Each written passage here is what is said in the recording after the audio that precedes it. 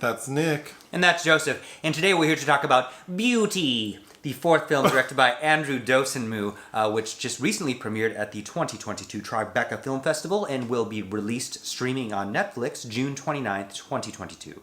Do I know Andrew's other films? I know I talk about him a lot because he's a director I do really like. I don't know if you've seen his three previous, though. I think it's important to note he is a very notable fashion photographer. He used to work for Yves Saint Laurent, directed many music videos for all kinds of artists. His debut narrative feature was Restless City in 2011, which premiered at Sundance. I get to interview him at the AFI Film Festival that year. And Mother of George was his next film in 2013. I think I interviewed him for that too. And then Where's Kyra, starring Michelle Pfeiffer in 2017. That was in my top 10 of the year. Loved that movie. And I don't think you've seen any of those. Okay. This was a strange film. It's very strange. I think it's a strange mix of people involved, including Dosunmu and screenwriter Lena Waithe. This is her second feature as a screenwriter after Queen and Slim, of course. And even director of photography Benoit Delhomme. Oh, she directed that movie with Kelly Rowland and Vanessa Williams. About good hair or bad hair? No, she didn't direct that. That's Justin Simien. Oh, oops. No, Lena Waithe has only directed a short, I believe, but she's got a lot of writing credits. What's the name of that movie? Bad Hair? Bad Hair. Bad Hair? Mm-hmm. I do like that film. That is a fun film. You described this as Whitney Houston fan fiction? I had no idea what it was about going into it. I didn't either. But the only reason I agreed to watch it is because of Sharon Stone. Sharon Stone, that's another odd element in there, but yeah. But this is basically like the Whitney Houston story. Yeah. But I'll tell the story. So the main character is Beauty, played by Gracie Marie Bradley, who is a gorgeous young lady. Mm-hmm. She grew up in the church. Her mother can sing. Her mother taught her everything she knows. Her father is a mix of like Joe Jackson and is his name John Houston, Whitney's dad. Like controlling, manipulative, really wants to like make something of his child because he wants money. We find out that Beauty's mom, played by Niecy Nash, she had signed a record deal some time ago, we don't know when, and it never went anywhere. And the record executive who signed her was played by Sharon Stone.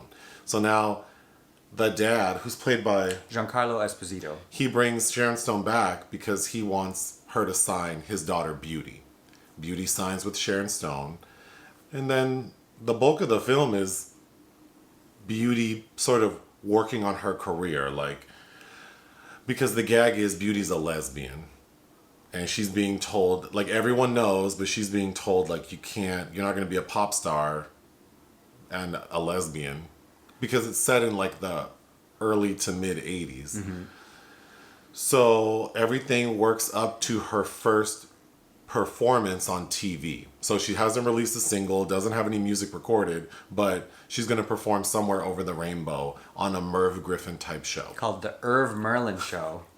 We can get into all the similarities. Mm-hmm. But the film ends with her about to walk on stage. That's it. Mm-hmm. I was really let down for so many reasons. You were bothered by the choice made that we don't hear anybody singing, really. You hear them mouthing words, you know. Can I talk about that really quickly? Because we get clips of some very, like icons. Icons. We get Mahalia Jackson, Ella Fitzgerald, LaShawn Pace, Donna Summer, the Clark sisters, Evelyn Champagne King, Judy Garland, Patti LaBelle. Mm-hmm. We get footage of them, which obviously is magical. Mm-hmm. Well, it's her responding to them, watching them. And then we don't ever hear Beauty sing. And then we keep hearing how talented, because she's supposed to be like Whitney Houston, and her mom, Niecy Nash, is supposed to be like Cissy Houston. And they even say like she's a better singer than her daughter. We don't ever hear them sing. We see them sing, like we see them in the recording booth, like singing, but then there's like a score over it. I was very frustrated by that. That didn't bother me because one, this is so similar to the actual Whitney Houston story that I don't see how that doesn't cause problems somewhere. But also, who are you going to find to live up to that? You're right. You're just going to judge it against Whitney anyway. I understand it's a choice, but the problem is the story and the character are not compelling enough to like send me anywhere.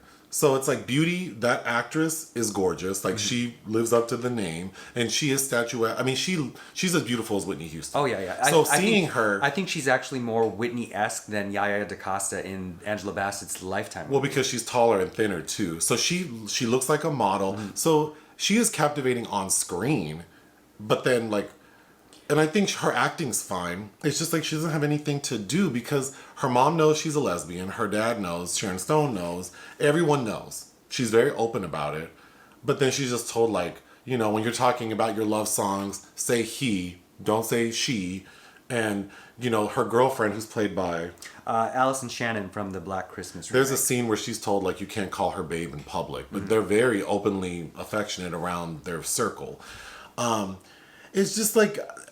It's so flat. There are no stakes. Like there's no build up to her final performance, which we don't see. It doesn't seem like Beauty is not nervous at all. We don't see her anxious about anything. I think that's where the problem is. There's a flatness about the creation of Beauty, which I think Waithe's screenplay is trying to make her seem like an object that's acted upon all the time from all these entities, and how different facets of her identity are either repressed or used against her, as with Whitney, but you just don't kind of see the diamond that is created out of all of that. Could I just go through my notes? Sharon looks good. Sharon looks great.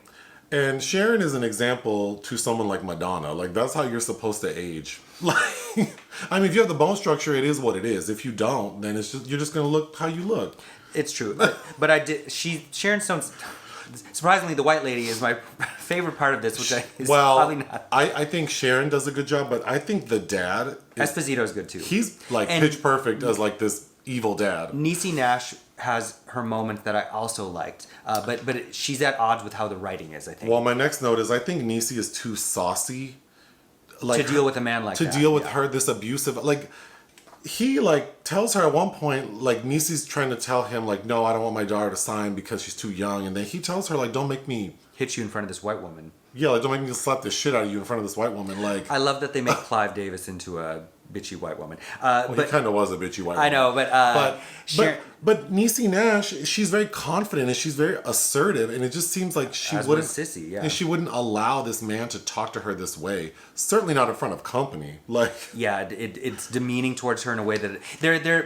Again, there are things in the screenplay that it's like they're trying to fit so much from Whitney's real life and kind of put it in this fan fiction. But going back to Sharon Stone, I think this is the role, had she been allowed to expand her Iris Burton role in The Disaster Artist, because she's only in one scene in that movie, this feels very much... I don't even remember her in that movie. She is very much of that. She plays Greg Sestero's agent.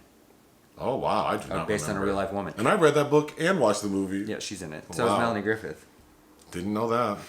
I know James Franco's in it. Mm-hmm. Anyway. I know that apartment's off Fountain.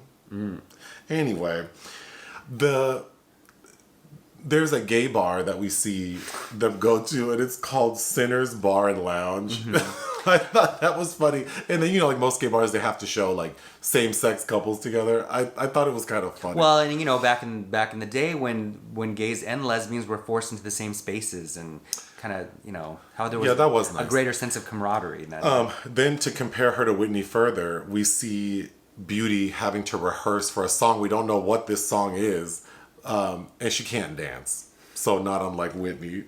Where Sharon turns to the dance instructor, and Jasmine is like, I don't think I've ever met a black person that can't dance.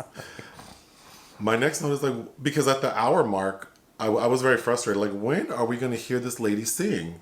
Spoiler, we don't. Again, that doesn't bother me, but it's about the hour mark, which is a shame since it's only a 95-minute movie, is when the film kind of kicks into gear for me. So what this movie should have been to me is either a much more intimate story about this relationship between these two women, or it should have been over the top camp.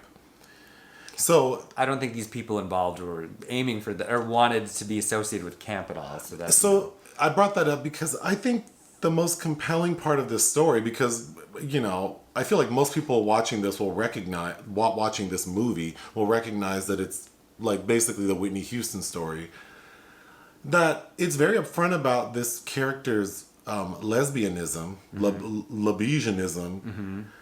So I guess I just don't... There's a point where because Beauty moves into this fancy penthouse while she's recording music, I guess. And she's living there with her girlfriend.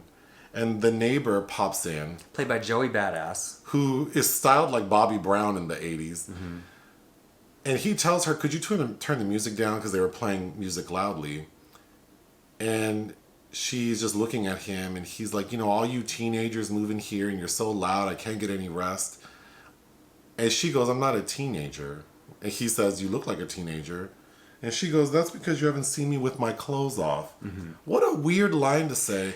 For a character whose sexuality is not in question, there's no ebb and flow to, there's no sort of inner conflict for this character. I believe in a spectrum of sexuality myself, of course, but again, there's no kind of indication of why she would have said that. Again, the transition's awkward, much like later on when Esposito's laid up in the hospital with a heart attack, demanding that his daughter pay him, which of course was something that happened to Whitney with her own father much later in life. So you mentioned the Irv Merlin show, which is supposed to be like the Merv Griffin show, mm-hmm. which is where Whitney had her first performance singing Home from mm-hmm. the musical The Wiz. And in this movie, they have Beauty singing Somewhere Over the Rainbow from The Wizard of Oz. Again, these similarities just beg, did you read about this movie? Are they saying that it's supposed to be Whitney related? I had no idea what it was about. Okay. Another confusing scene is when the dad brings Sharon Stone to have Beauty sign the record deal. Beauty says, well, I think I need to have my lawyer look over it. And the dad blows up on her. He drags her ass out of the room into the kitchen, throws her against the refrigerator and says, bitch, don't mess with my money. You're going to sign this or I'm going to throw your ass out. Mm-hmm. So she signs it. But then towards the end, she's told that he had a heart attack. And he's laid up in the hospital. So she goes to visit him on his deathbed. And he asks her for the money she owes him, which, first of all, why? You're about to die. And she says no. And all of a sudden, she has all this confidence to tell him basically, when I am a big star. So she hasn't made it yet. So I don't know what money he thinks she has. But she says, when I am a big star, I'm going to have a celebration. We're going to be popping bottles, and you won't be there. And then she walks out. And as the audience, we presume he's dead because he's not at her Irv Merlin performance. Didn't you think that was weird? Yeah, I think, again, trying to fit too much of the Whitney universe. It didn't make sense that he would. I'm just so confused. What money, and didn't he work that into the contract, and that's why he was upset that she wouldn't sign it? Yeah. Also, I don't know that as rigid a Christian family as this would have two sons named Cain and Abel. Oh, that's right. Yeah, she has two brothers, Cain and Abel. And Cain's the older one, played by Michael Ward, who was in that film Blue Story we reviewed a few 2 years ago now. They were fine. They were, again, but Cain and Abel. It would have just been so much more interesting because the family knows she's a lesbian. And then you didn't mention that her father basically puts a hit out on Jazz. Oh my God. Then another thing that makes no sense is because the dad's concerned that Beauty's girlfriend Jazz is going to mess up her, proceeding with his plan. So he puts a hit out on her. First, he asks his son to do it, and the two sons go, but they don't have the courage. They get into a fight and don't do it. So his backup plan, he has this drug dealer at the gay bar do something to her. He lures her in the back of the club, and then we fade to black, and then we see Jazz wake up in a hospital. Again, it just felt like... Yeah, that was kind of an odd, strangely unexplained moment. It's like a flat soap opera. Yeah, a little bit. And for that, it is a bit disappointing. However, I think Dosunmu is a very talented filmmaker, and how it's shot, I think it looks fantastic. It looks nice. The highlights are the little sort of moments where we get these iconic singers. We get footage of them performing. When you hear Donna Summer's I Feel Love, and you get that shot of Beauty and Jazz, they're looking at the camera, and that close-up, it was like, oh, this is when this film is going to really pop for me. And it doesn't. But it has moments of that kind of. I would recommend checking it out. I also think it does a good job of conjuring early 1980s New York. Sure. Which I don't think is easy. Yeah, I don't have anything else. Oh, okay. Do you? I wanted to like it more. again, I usually don't read about what a film's about before I see it anyway, and I was kind of surprised. I was like, wait, this is Whitney Houston. Yeah. And I can't imagine that's not the intention, but it's an interesting, odd film, and we'll see how that goes down in history. But what would you give it? 2.5. I was frustrated. It's okay. You don't have to like it. My thought is 2 out of 5. Okay. But I would recommend checking it out. Mm-hmm. You're not gonna hear any beauty singing. Hit the thanks button. Listen to our podcast. Bye.